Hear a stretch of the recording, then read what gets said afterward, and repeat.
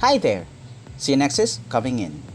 Today I'm going to be talking about some basic concepts and tips that new players should know. Alright? So after installing the game in Play Store, you will be faced directly with a question whether you want to choose Confederation or you're going to choose Resistance. Alright? So here's a tip. When choosing in these two factions, for players that have already experienced playing RTS games such as Command and Conquer Generals or maybe Starcraft 2 or Starcraft in general, Warcraft 3. So for players who have experience playing that games, then you generally have an idea about your playstyle. So if your playstyle revolves around front face strategy, more like forward kinds of direct attack kind of strategy, then the Confederation faction is for you. However, for those players who know that their playstyle relies on speed, high maneuver strategies, or hit and runs, then you want to choose Resistance. However, for those players who have no experience playing RTS games or is your first time playing this kind of game, then I suggest you choose Confederation. It's because Confederation is more easy to learn as a beginner, especially when it comes to this kind of genre. So here, I'm going to forward into my Confederation account. So as you can see, I am a Resistance main player and my Resistance is already rank 14. Meanwhile, my Confederation is still rank 8. So here, after choosing the faction, assuming all of you chose Confederation. So there you will directly play with the first mission of the campaign, and once you play the first 3 missions of the campaign, there you'll be facing PvP. So here, right now, you generally don't have an idea about what this menu is for, right? So this icon right here is for battles, right? So generally speaking, if you are still ranked 10 below, for example, me, rank 8, I suggest that first, you need to finish the campaigns. Because, 1, campaigns give you credits, which you can use to upgrade your units. Number 2, they give you stars, which of course help you increase your rank. And of course, number 3, which is the most important, the campaign helps you unlock more units that you will want to use for PvPs. Because if you still haven't finished the campaign, just like I did, for example, I'm still at mission 24, so some units are still locked, alright? And there is no way, you cannot pay to access them.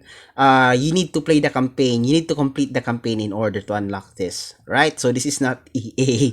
So, alright, once you complete the campaign, so that's my first suggestion, complete your campaign. And number 2, don't forget to upgrade your units, alright? So it's generally a good idea to go to quests, alright? This button right there that I just clicked a while ago. So once you go to quest, you complete the sets of upgrades that generally is suggested by the quest. In this time, it gives you more points, at the same time more credits for you to use for upgrading. Now, so in upgrading, it costs credits, alright? So here, you can see my units, it's mostly fully upgraded, alright? So here, when you upgrade a unit, there are things you need to take note. So, upgrades cost credits, alright? So each upgrade has its different advantage over others. It has its different effect, new effect that it gives you, alright? So for example, this one, it gives me additional damage to armors 1, 2, and 3. So as you can see, it costs 35,700 credits. On the same time, it takes 2 days to finish the upgrade, right? So not all upgrades are like this. Some upgrades take 30 minutes like this one. Some of them take 2 hours like this one. At the same time, others, highly advanced upgrades take like 2 days, maybe 12 hours. It really depends. Okay, so what kind of upgrades should I use? Alright, so a general tip when upgrading your units is simple. Always upgrade units that you always use.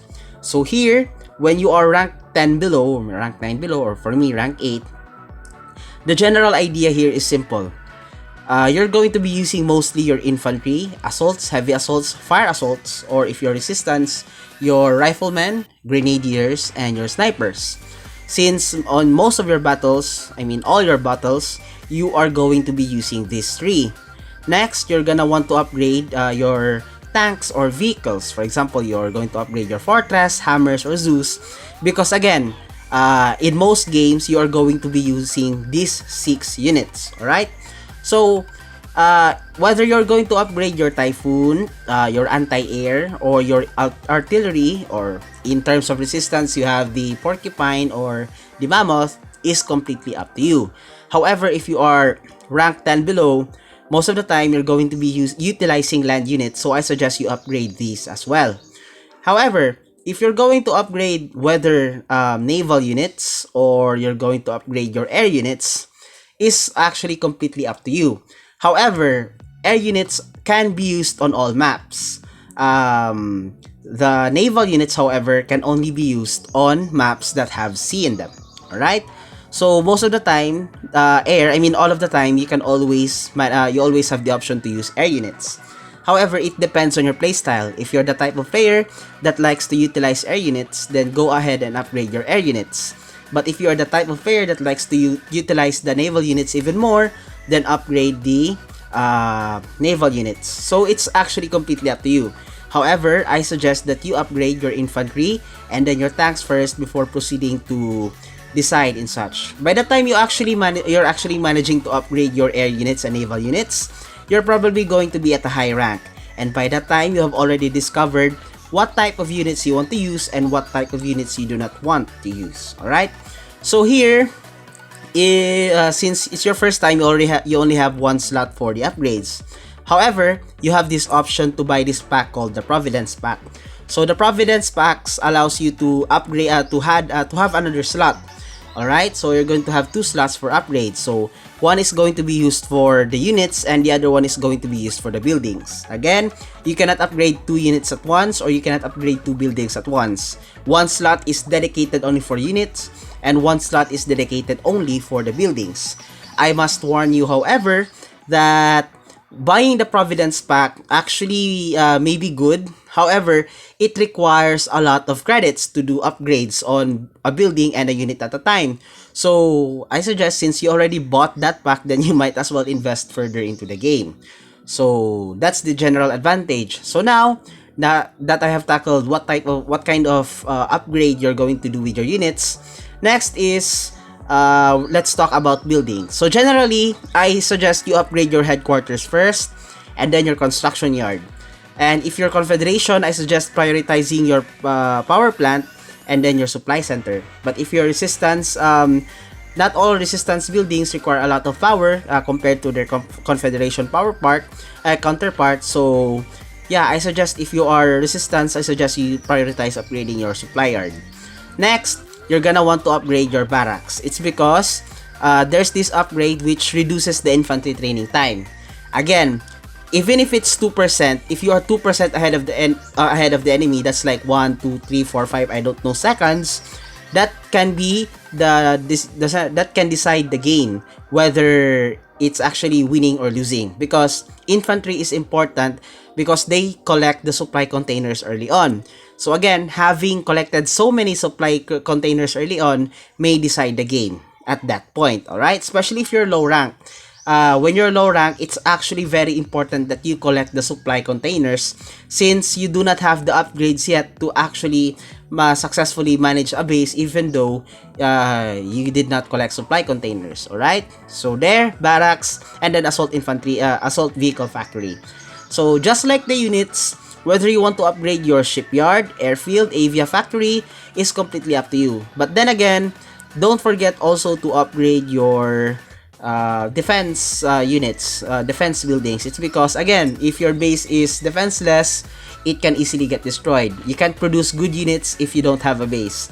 Keep it that simple. So again, what I generally do here is upgrade like my headquarters, upgrade my construction yard, and after doing that kind of upgrade, I also upgrade my bunker or upgrade my sniper tower if I'm resistance, right? So that's what I do. I just generally alternate one administrative building and then a defense, and then I do power plant, I do construction yard. It's completely up to you.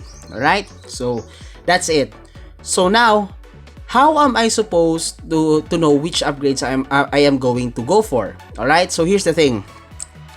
Some upgrades take, again, as mentioned a while ago, some upgrades take longer than others.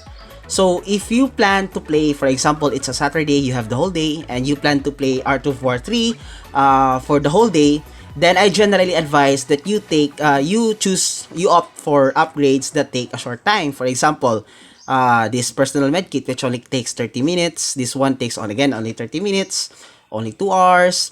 So choose that 10 minutes actually. So choose these kinds of upgrades. It's because while you are playing the game, every time you finish a game, you have a new upgrade, right? However, this causes you to have more upgrades at once. However, if, for example, the day is over, you plan to sleep, alright? So, by doing so, you should choose upgrades that, like, for example, take a long time. So, for example, if you're planning to sleep here, this upgrade is good. Why? It takes 12 hours, which is more than enough for you to sleep, alright? So, when you wake up in the morning, by the time you wake up, the upgrade is already finished. So, then you choose another upgrade. Then, for example, you're going to be busy for a couple of days. It's either because you are working, or maybe you're a student, or other things such as managing your business. It really depends. And you know that you're going to be busy and you're not going to be able to play for a while.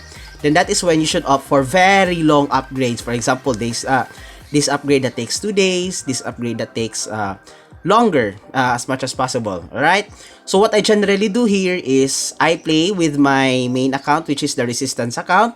At the same time, my confederation account is still upgrading. So for example, if I know that I'm not going to be touching my confederation account, so I'm going to be upgrading these upgrades that takes 2 days, 3 days, 4 days. So that's how I utilize my upgrades. Again, I'm not going to be covering a little bit deep on the upgrading things, alright?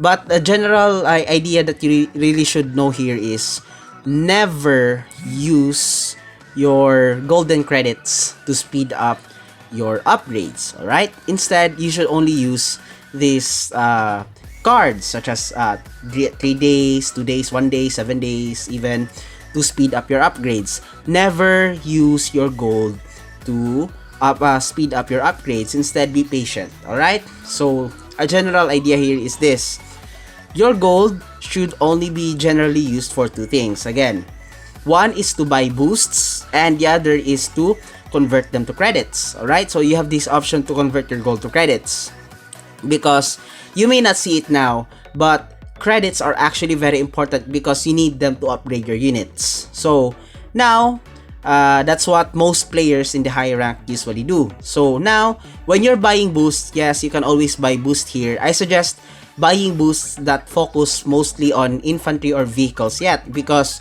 if you are ranked 10 below, you're most likely not going to be utilizing air units or naval units, since it's very hard to produce that kind of units yet at your rank. Alright? So, what I generally do here is, I don't buy at this boost shop. I only wait here at the special offers, because here, for example, this one, they generally offer boosts at a discount. So, again, 50%, this helps you save a lot of gold, at the same time gain a lot of boosts, alright? So, again, for ranks 10 and below, boosts may really not have that kind of impact. However, again, saving up for having a lot of boosts for the higher ranks is still a good idea, right? So here, I generally buy this, but since I have no golden credits, generally I would buy this. So if you're playing normal PvP, I suggest you only use blue, or here, you have 3 types of boosts. You have the blue, you have the red, and you have the gold. So if you're playing normal PvP, but players normally use blue or red boost. Other players doesn't use boost at all, alright?